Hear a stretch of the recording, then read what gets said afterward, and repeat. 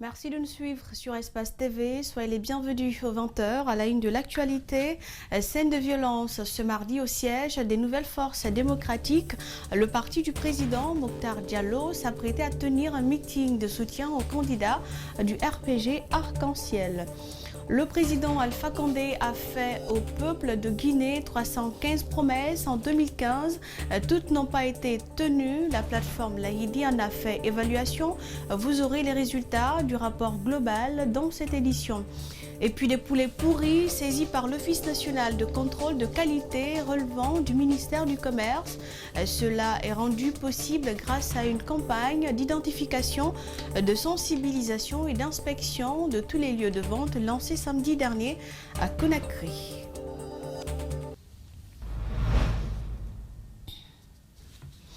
Des blessés et quelques dégâts matériels au siège des Nouvelles Forces démocratiques.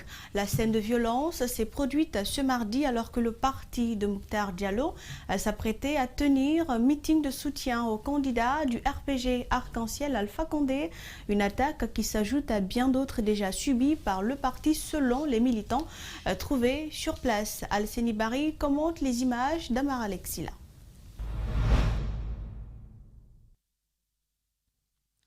C'est dans l'après-midi de ce mardi que le siège des NFD a reçu l'assaut des jeunes manifestants. D'abord, selon le parti allié au RPG Arc-en-Ciel, il ne leur a pas été permis de mettre l'effigie de leur candidat à côté de leur base. Ensuite, l'équipe de l'UFDG a installé sa sonorisation tout près de leur siège. Une provocation qui se serait matérialisée par cet affrontement. Bilan, des blessés et des dégâts matériels.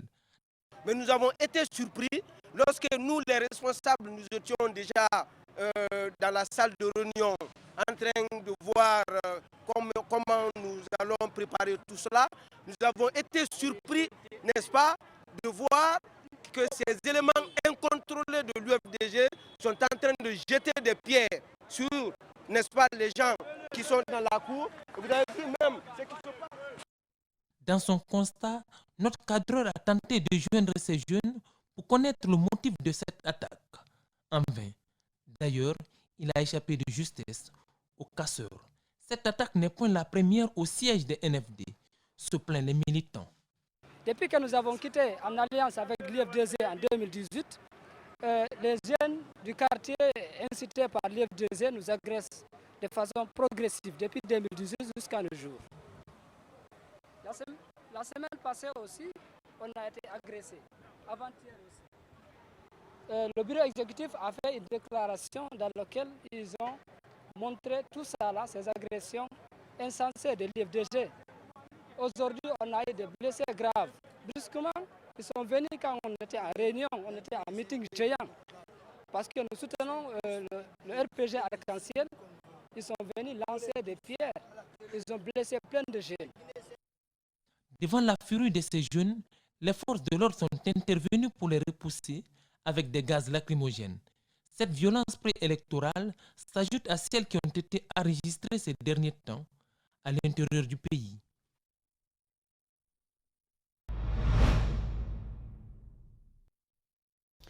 Le collectif des femmes leaders de la société civile et des partis politiques a rencontré ce mardi à Conakry la coalition nationale des organisations de la société civile guinéenne. L'objectif était d'inviter la CONASOC à s'impliquer dans la lutte contre l'instrumentalisation des conducteurs de taxi-moto. Rosaline Goto-Monimou et Bramasori Camara. Non à la manipulation des conducteurs de mototaxi dans les manifestations de rue. Tel est le plaidoyer que fait le collectif des femmes leaders de la société civile et des partis politiques. Elle demande l'implication de la CONASOC pour la lutte contre cette problématique. Donc nous sommes aujourd'hui à la deuxième phase sur le terrain pour inviter les acteurs sociopolitiques, plus précisément les leaders des partis politiques, des taxis-motos eux-mêmes et de la société civile sur les dangers liés à l'instrumentalisation des taxis-motos. Nous savons aujourd'hui que cette corporation, il y a aujourd'hui des gens qui essaient d'instrumentaliser cette nouvelle corporation à des fins qui n'arrangent pas la société, à des fins qui ne favorisent pas le vivre ensemble. Donc nous sommes là pour inviter les acteurs de la société civile à mener des actions, à mener des démarches pour que nous puissions sensibiliser, conscientiser la corporation pour que cette instrumentalisation arrête, pour que la corporation ne puisse servir la société que dans le bon sens. Le président de la CONASOC, au nom de ses membres, s'engage à accompagner le collectif des femmes leaders dans leur requête. En tant que société civile, notre mission principale, c'est surtout la sensibilisation. Donc, parmi nos objectifs, parmi nos priorités, nous allons ajouter surtout la sensibilisation autour effectivement de ces mototaxis. Parce que nous avons même recommandé qu'on fasse en sorte, puisque la ville ne fait que grandir, que les mototaxis puissent faire des formations, puissent avoir des permis de conduire ces mototaxis. Ils doivent connaître où est la priorité, comment ils doivent réellement se comporter, comment ils doivent diminuer la vitesse, parce que nous sommes réellement en pleine ville. Et je pense que ce message, vous pouvez compter sur nous, vous pouvez compter sur la CONASOC. Ce plaidoyer se fait suite à la dernière enquête faite par le PNUD qui note que les conducteurs de mototaxis sont beaucoup plus exposés lors des manifestations de rue. Ces femmes leaders comptent élargir leur campagne en faveur d'autres corporations les jours à venir.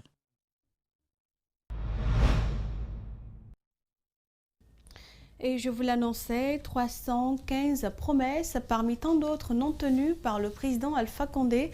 C'est la conclusion du rapport de l'Association des blogueurs de Guinée lors du lancement du 6e rapport ce lundi à Conakry. L'objectif est d'échanger sur le niveau de réalisation des promesses du président Alpha Condé et de son gouvernement. Le reportage est signé Makissa Camara et Abdoulaye Camara. L'objectif de cette initiative est d'offrir aux citoyens guinéens un outil d'évolution objective et impartiale des actions du chef de l'État lors de son 2e mandat.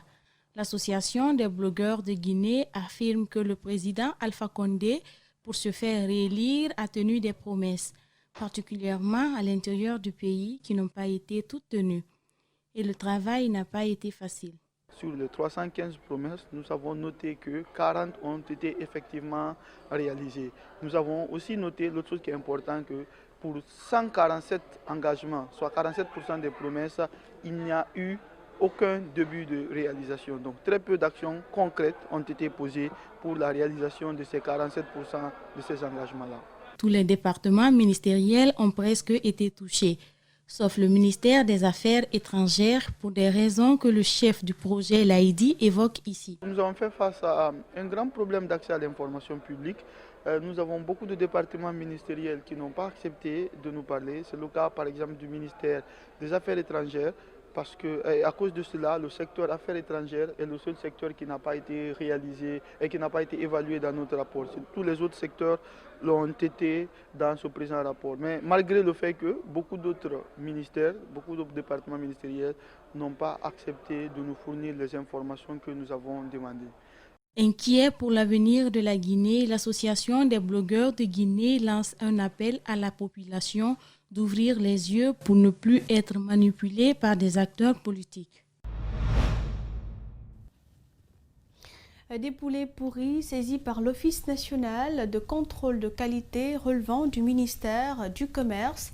Et cela est rendu possible grâce à une campagne d'identification, de sensibilisation et d'inspection de tous les lieux de vente lancée ce samedi ici à Conakry. Rosaline Goto-Monimou, Ibrahima Souri Camara. C'est dans un entrepôt, au quartier Tugiwondi, dans la commune de Matam, que ces poulets pourris ont été découverts. L'Office national de contrôle de la qualité est à pied d'œuvre depuis samedi pour débarrasser tous les lieux de vente de la capitale des produits impropres à la consommation. Nous avons pu identifier cet entrepôt de poulets.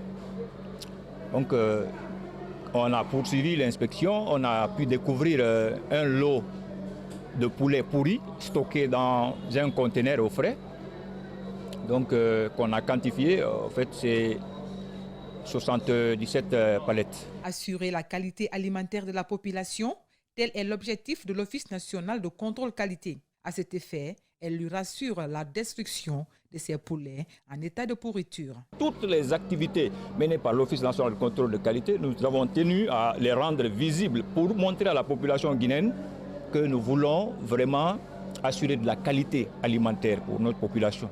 Voilà, c'est pourquoi ce qui est saisi ici sera géré de façon conformément à la procédure, conformément à la loi. Donc tout à l'heure, nous allons établir la notification de saisie et la procédure de destruction sera engagée. Le représentant du propriétaire de cet entrepôt compte collaborer avec les services de contrôle qualité pour le bien de la population.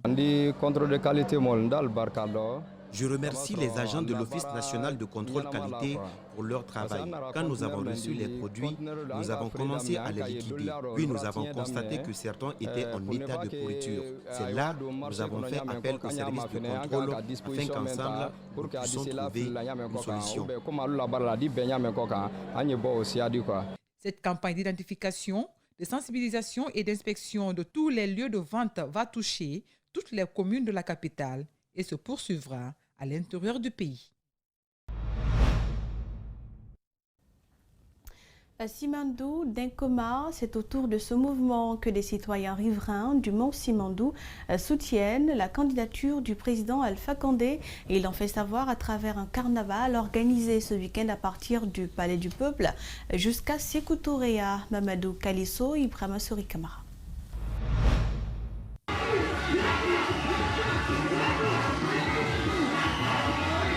Des citoyens riverains du Mont Simandou soutiennent la candidature du président Alpha Condé. Ils se sont regroupés autour du mouvement Simandou d'Inkoma.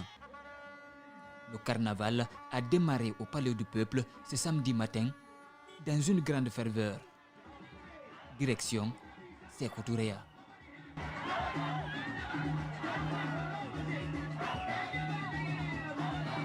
Depuis la naissance du RPG en Guinée, Simandou est resté toujours à la pointe du combat grâce au Conseil des sages qui vous aime tant et la volonté de sa jeunesse soutenue par les femmes. Cette mobilisation nous offre l'occasion de vous adresser nos sincères remerciements pour les efforts consentis à l'endroit de notre communauté. Ces efforts nous ont permis aujourd'hui d'avoir une meilleure couverture nationale et une forte augmentation de nombre d'employés par l'État.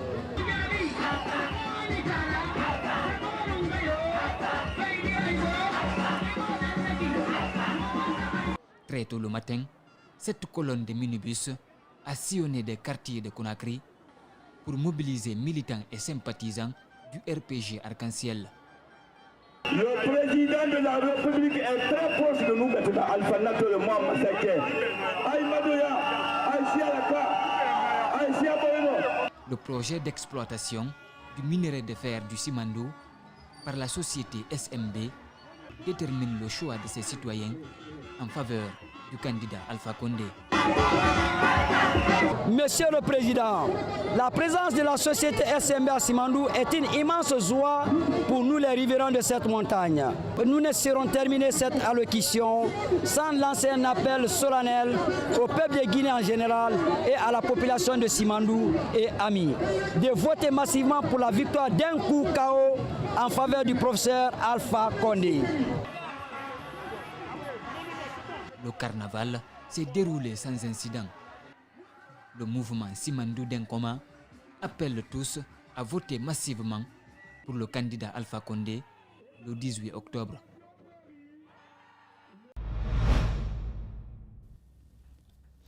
L'étape de campagne du candidat du PADES à Farana s'est tenue dans un lieu public, contrairement dans les préfectures de Forêt-Karia, Kindia et Mamou. Hommage à Sékou Touré et ses compagnons de l'indépendance, promesse de prospérité aux Guinéens s'il est porté au pouvoir. Mamadou Sadio Baldé suit pour nous cette campagne du Parti des démocrates pour l'espoir. Le drapeau du PADES vient perturber le sommet de la banderole du RPG Arc-en-Ciel. Cette visite de son leader prouve que le parti au pouvoir est déjà passé par là. Mais le rôle des sages est d'entendre tous les candidats en compétition. Le président du Parti des démocrates et de l'espoir passe son message et profite pour dénoncer le retard de la Guinée dans tous les secteurs du développement. Il s'offre un bain de foule avant de retrouver son lieu du meeting. Kindia, ville cosmopolite aux atouts économiques immenses, le candidat du PADES ambitionne d'enclencher un véritable élan du développement.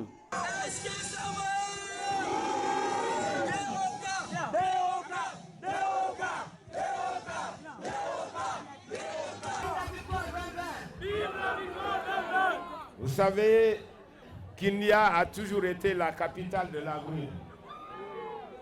Mais ce que moi je veux de Kindia, si le PADES vient au pouvoir, on devra avoir ici, dans cette ville de Kindia et dans les environs, plusieurs usines de jus de fruits. Et autant d'emplois pour nos jeunes. Mais il n'oublie pas le calvaire traversé pendant son voyage. La Guinée recule dans tous les domaines, dira-t-il, mais le réseau routier est le symbole d'un échec de l'exécutif. Ce que les Guinéens ont en commun, c'est la misère. Ce que les Guinéens ont en commun, c'est le chômage. Ce matin, lorsque j'ai quitté Conakry, j'ai mis 5 heures de temps pour arriver ici à Kindia. 135 km de route, le PADES version Mamou attendait son président et sa délégation. Dr Ousmane Kaba, vers la tombée de la nuit, a pris le temps d'admirer la ferveur des militants venus l'accueillir. Ousmane Kaba, le fondateur d'université, Ousmane Kaba, le bâtisseur, du haut du toit de son véhicule de commandement, il aura entendu tous les qualificatifs le concernant. Réconforté par cette reconnaissance, l'homme d'État qu'il incarne le soulignera en peu de mots. Parce qu'aujourd'hui, on vient de donner une leçon. Une leçon à ceux qui veulent voir la Guinée en feu flamand. Prochaine étape, la ville de Farana.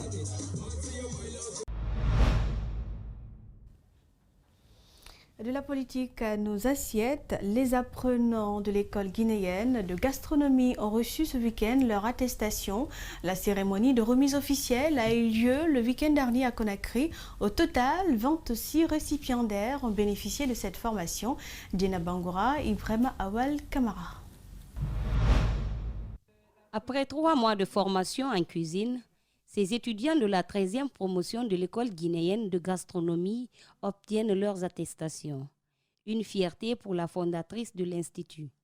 Donc c'est toujours un sentiment de satisfaction. Au fait, à chaque fois, à chaque promotion, c'est la joie. C'est une satisfaction vraiment, je ne peux pas dire personnelle, parce que je partage ma passion. Cet étudiant est satisfait d'avoir découvert durant son cycle plusieurs types de plats dans cette école. Et je suis très fier de la formation que j'ai appris au sein de l'école guinéenne de la gastronomie. Et je remercie énormément Madame Barry, la fondatrice de l'école, aussi l'ensemble des encadreurs. Nantouma Kandé, l'époux d'une apprenante, est assuré de la qualité de formation dans cette école à travers la cuisine de sa femme. Je dirais que c'est satisfaisant à la maison parce qu'il y a beaucoup d'améliorations. J'arrive à bien manger, on me donne des plats à chaque nuit. Je dirais que c'est satisfaisant, je suis vraiment content de l'école.